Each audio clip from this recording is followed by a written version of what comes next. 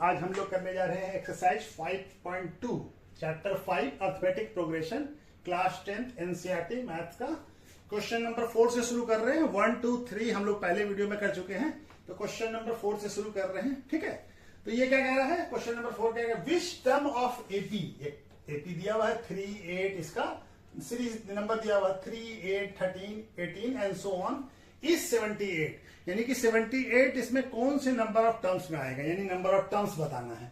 तो हमको क्या क्या हमको मालूम है कि नंबर ऑफ टर्म्स निकालने का फॉर्मूला क्या है, ए एन इक्वल टू क्या होता है, ए एन क्या हो गया, एन टर्म, एनवा टर्म, माने एन नंबर ऑफ टर्म्स जो आएगा, जो भी ऐसे ये 1 2 3 इस तरह से एन टर्म जो आएगा वो क्या होता है, ए क्या होता है फर्स्ट टर्म, और एन क्या number of terms n minus 1 into D क्या होता है कॉमन डिफरेंस। तो ये हमारा फॉर्मूला है, बेसिक फॉर्मूला है। इस फॉर्मूले को हम लोग यहां पे लिख लेते हैं, सारे सवाल में हम लोग अभी इसी सब a plus n minus 1 D, ठीक है, इस फॉर्मूले को यहां पे लिख लेते हैं।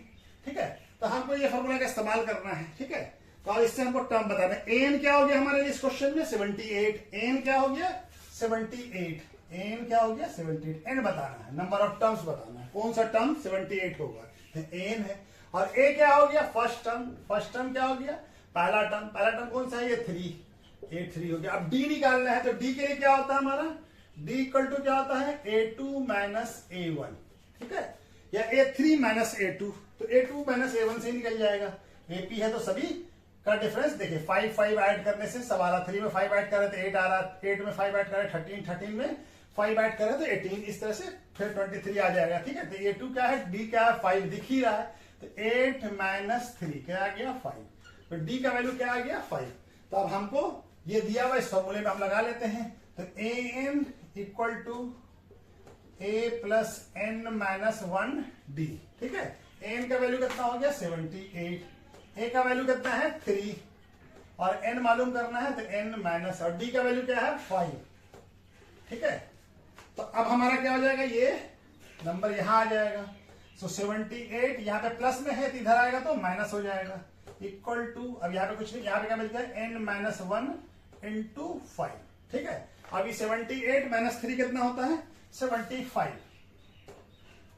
ठीक है, n माइनस 1 इंटू 5। ठीक है, अब ये 5 को यहाँ क्रॉस मल्टीप्लीकेशन करके ले आए, यहाँ पे मल्टीप्लाई, यहाँ आके डिवाइड हो जाएगा, तो 75 बाय 5 इक्वल टू क्या हो जाएगा n माइनस 1।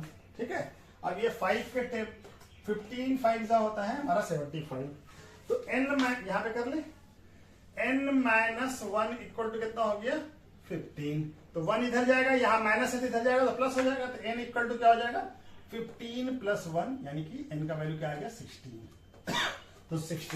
तो 16 टर्म जो है इस एपी का, यानी 16 टर्म ऑफ गिवन एपी